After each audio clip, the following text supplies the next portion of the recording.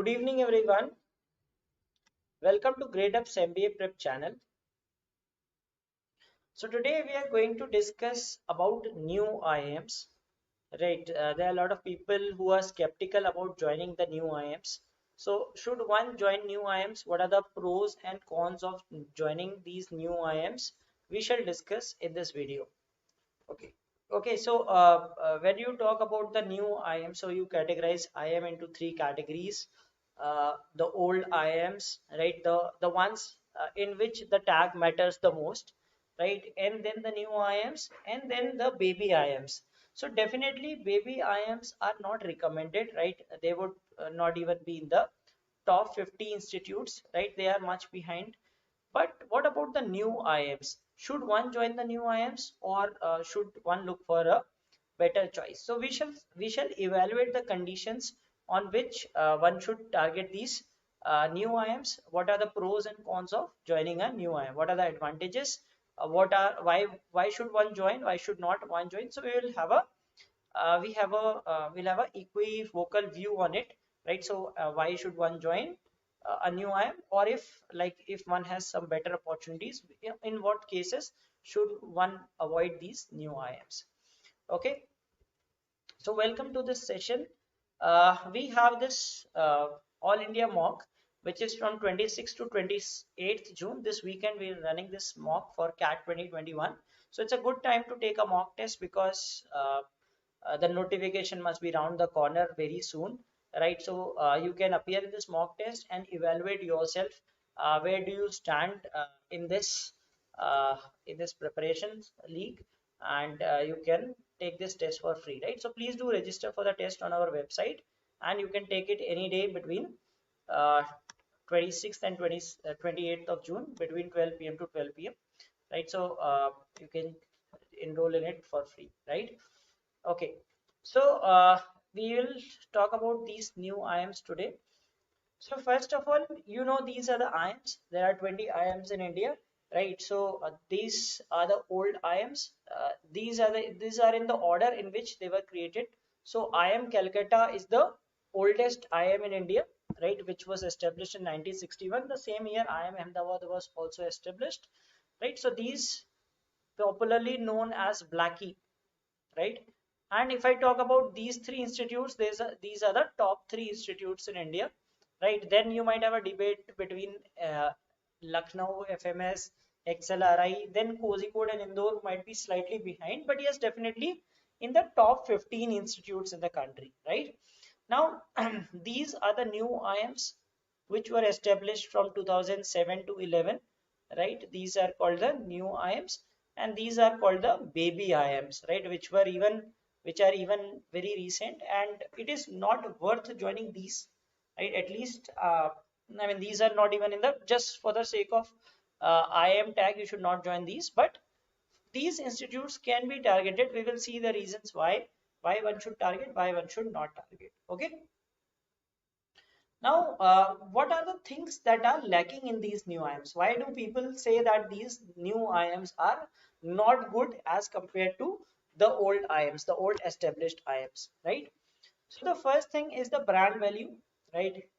If we talk about brands, anything, right? Not only just institute. If you talk about anything, brand are not built overnight, right? It takes time to build brands, isn't it? So like if you talk about a startup and an established company, right? Startup will take some time to build a brand, right? It will not be instant. So similarly, the institutes take time to build brands. Now if you look at the old IIMs, they have a long legacy. If you talk IIM Ahmedabad, IIM Calcutta, these are 60-year-old institutes. Even if you take the recent ones among those that Indore, Kozhikode, they are still 25 to 30 years old. So that's a good enough duration, right? If you talk about the new IIMs, they are hardly 10, 15 years old, right? So the first thing is a brand which cannot be built so easily. So it takes years to build the brands. So if you look at other institutes, the non-IIM institute, they might be very old, like NMMS 40 years old, right? SPJAN close to 40 years old, FMS even older than IIMs, over 65 years of legacy, right? XLRI very old institute, NITI. So all these are old institutes. So they already have a established brand which these institutes do not have. Then second thing is strong alumni network, right? So you pass out from an institute, then you get into some corporate role. Over the years, you rise up the ladder, right? So definitely the alumni of these institutes must be maybe somewhere in the middle management, not in the top management, right? So obviously, alumni network does matter a lot, right? If you have of these old institutes, you have a lot of CXOs in different companies from these old institutes. So definitely their alumni network is much better by number wise and position wise as well. Then infrastructure, right? Infrastructure also plays a big role, right? So different facilities, right? Be it that hostel facilities, be it like library, be it any other facility. So infrastructure plays a lot of role.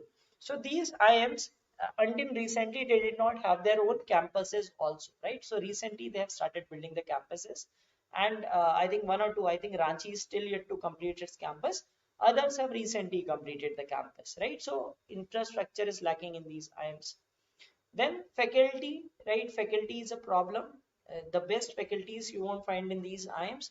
So gradually over time, all these things, when the brand value increases, everything will get better by year, right? So that is one thing which lacks. Then international student exchange programs. There are a very few opportunities for the same. Whereas in old IIMs, these opportunities are more. Okay, so these are the things that are not present in the new IIMs. Then again, placement record, right? The one which you look the most for, right? The thing that most of the people look for is placement, right? So of course, placements are not great because, uh, I mean, all these reasons, placement is a byproduct, right? It is byproduct of everything. The type of pedagogy is there, the type of faculties, the type of students you get, right? So obviously, placement is a byproduct, and you do not have very good placement record in these institutes, right? Now, in case you get any of these institutes, right, like you will definitely not go to a new IIM, right? If you get, let's say, FMS, XLRI, IFT, SPJAN, JB, MDI, NITI, NMIMS, all of it's a private institute, but yeah, quite old institute. These are also quite old institutes. So you will definitely not go into the new IIMs, and you should not go, right? Just for the sake of, let's say you are getting let's say IIM Rohtak, and you are getting let's say NITI. So obviously go for NITI, right? It has an old legacy, right? Well established institute located in Mumbai, right? So definitely these are some institutes that you should never leave for these new IIMs, right? Unless it is some very vague reason, like you do not want to go far from your hometown, or those kind of reasons. If some people have, right, if you have some personal reasons like that, then that's a different case, but otherwise you should not leave these institutes. So these institutes are definitely better than the old these the new IIMs, right? Now if we talk about, or there could be other reason for rejecting them, is that if you want to take a fresh CAT attempt, so suppose you do not get into any of these institutes, right? You do not get into these top 15, 20 institutes. You have this uh, uh, you have this that you have taken CAT, and you get this into new IIMs, right? So in what cases you should take, which should not take? Suppose that is the only call that you have, right? That is the only opportunity that you are getting. You already have 2 to 3 years of work experience. You cannot take risk preparing for CAT again and giving. Suppose in your previous CAT attempts you could not score very high, this time you got a decent score, and you are tired of CAT preparation, you cannot prepare for another year.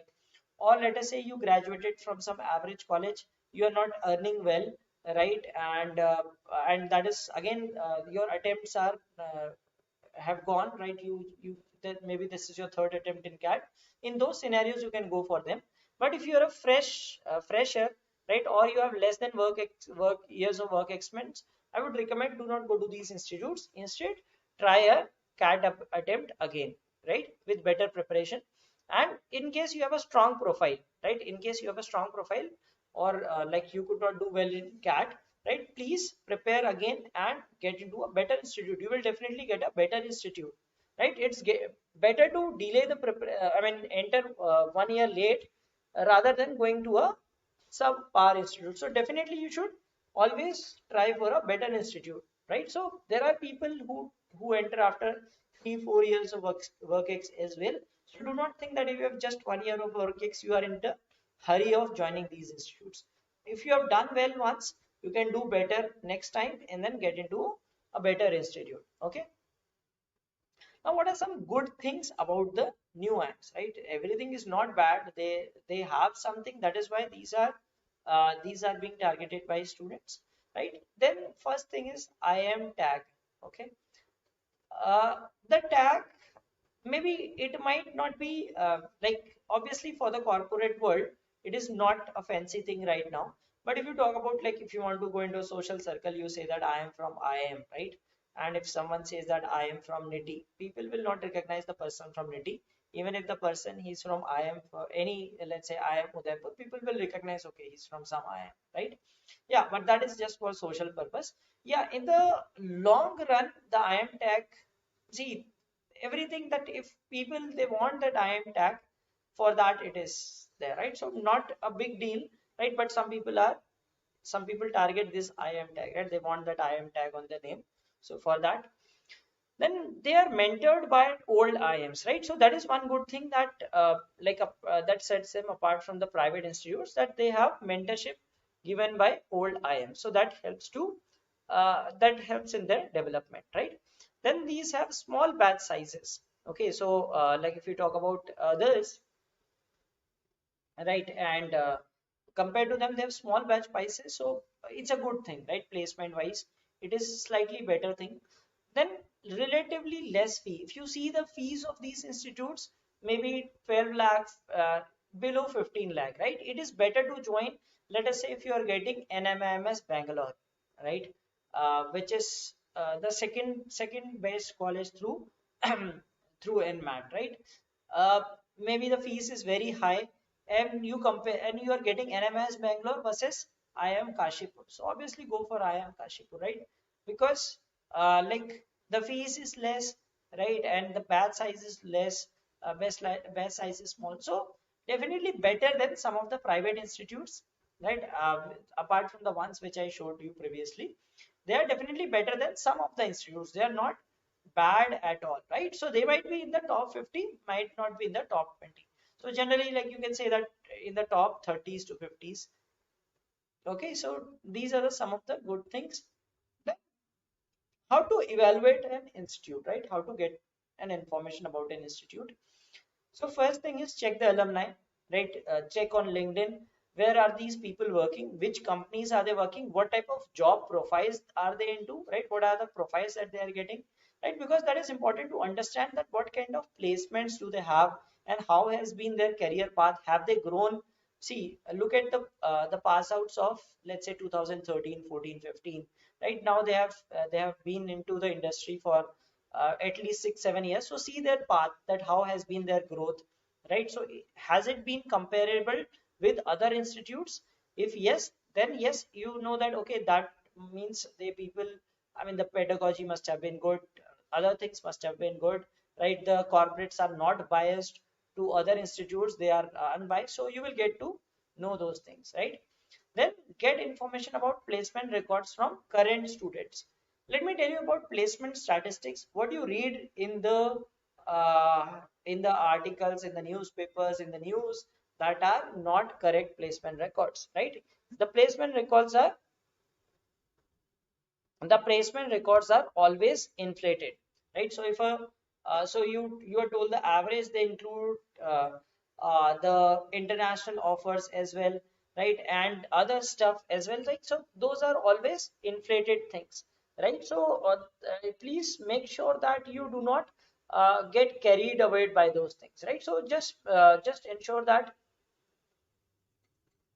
right? So uh, look for the placement records from the current student, because they will be the right persons to tell you about that. Okay, now look at the job profiles offered. What are the kind of roles they are offering, right? What other roles are they offering in the campus? Like are they sales profile, are they giving consulting roles, what type of roles in finance, right? What type of roles in operations, every different stream, you do a research on it, right? So you have to do research on those institute, right? Talk to the people, right? The placement that talk about the placement to the people who are studying there, because they will give you the right information. The institute will always tell good things about itself, right? They tell that these many people opted out of the placement, right? So what they do is, like, if the people, the companies are not coming, right, they will forcefully make people sign that they opted out of the placement, right? So that is the criteria in every B school, right? Even in the top B schools, if you talk about top 5 or 10 B schools also, you hear that 3 4 students or 5 students, 10 students, they opted out of the placement. No one opts out of the placement, right? I mean, very rare people would opt out of the placement, but those people could not get placed. So they, in order to show 100% placement, they tell that these people opted out of the placement, right? So don't go by those statistics that these many people opted out in order to start their own ventures and all. Talk to the people and get the real information. Okay. Then location of the institute. Location also matters a lot, right? So why does location matter is because, see, one is industry interaction. You can easily call companies to the campus, right? And you can get placed in the same city. So for example, if we talk about the top institutes, many of the top institutes are in Mumbai, right? Like you talk about JB, NMMS, right? So these are good institutes because they have the location advantage, right? FMS Delhi, right? It is located in Delhi, so a lot of opportunities available in that region, right? Now, if you compare IIMs also, if you see IIM Lucknow, why is IIM Lucknow rated higher than the likes of IIM Kozhikode, right? Why would you? IIM Kozhikode is good, but why is IIM Kozhikode not that great? Because of the location, right? So if they are located in metro cities, or let us say tier 2 cities also, so they will have an advantage of the placements and all. First thing, placement. Second thing is faculty, right? So these faculty members, these, like, if you want some good faculty members, they would wish to stay in a city rather than on a some of a like a small town, right? So if a location is good, right, if it is connected to metro cities nearby, so obviously the faculty would also would love to live in that city, right? So that is one another thing that you get. So those are the advantages of the location, right?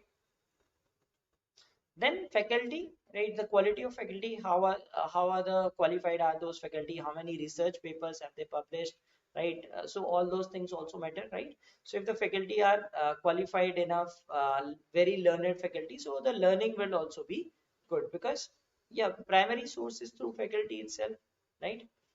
And last but not the least, see the student profiles also. What type of students are entering there, right? What are the percentiles they are getting, right? Suppose if you see that an institute in which like all have above 95 percentile, so you see that okay, good students are going into that institute, right? So you know that your peers are going to be intellectual students, right? See from what background do they come, right? So do they come from like some premier institutes also, so you know that okay, some good students are entering into that, right? Is there diversity and all those factors? See the student profiles, so evaluate accordingly that whether it's a good institute or not. So these are the collective things that you should check, like do research on all these things. So in case you get a shortlist, you convert an institute, so look for all these things. These will give you uh, the criteria that how you can like get into uh, these institutes, right? So at Gradeup, we have these faculties who mentor you for MBA entrance examinations. Okay, and all of them are experts in the respective sections and have scored heavily in these examinations, and they regularly appear for these examinations. Okay, so I hope this video was useful. How to evaluate the new IIMs, whether you should join, whether you should not join, on what points you should take a call. Right? If you have a better call, then definitely join that institute and not the new IIMs. In case you do not have any other offer, or you have already have 2 to 3 years of work experience, do not want to take CAT again, then you can join. And before joining, what are the points based on which you should evaluate an institute and then go ahead and join that institute. Okay, so please like the video if you found it useful, and please do subscribe to our channel for more videos on MBA preparation. Okay, so thanks for watching this video. Have a great day ahead. Good night.